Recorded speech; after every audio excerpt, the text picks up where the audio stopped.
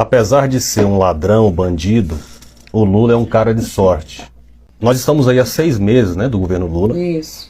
E o que aconteceu, Ravena? O governo Bolsonaro passou por uma situação de crise, de conjuntura muito grande por causa da pandemia. Você sabe disso, o impacto que isso tem na vida das pessoas, na economia.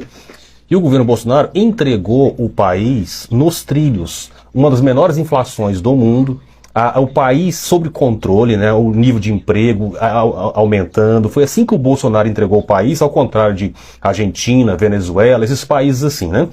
Inclusive o Brasil, quando o Bolsonaro entregou, ele estava com índices econômicos melhores do que a Europa e os Estados Unidos.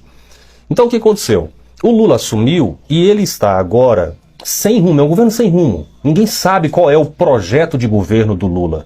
E o que ele tem feito até agora, os indicadores positivos que existem até agora são, obviamente, fruto da atuação do governo Bolsonaro. Exemplo, o aumento do PIB, 1,9, se eu não me estiver enganado. Ravena, se você for olhar os números, você vai perceber o seguinte: houve um aumento de 19% na produção de soja, por exemplo, que impactou no aumento do PIB, no governo Lula, não foi? Uhum. Mas essa soja, esse aumento de 19% na produção da soja, foi decorrente do governo Lula ou do governo Bolsonaro?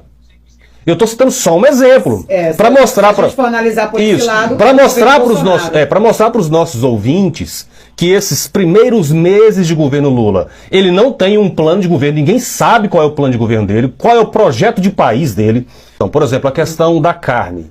O que o governo Lula fez para a carne cair? Nada, Ravena.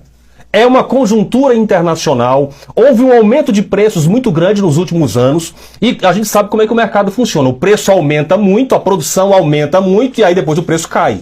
Isso é como funciona o mercado, entendeu? Então eu tenho pedido para as pessoas me dizerem: a carne baixou. Beleza, baixou mesmo. Agora me explica o que o governo Lula fez para que essa carne baixasse.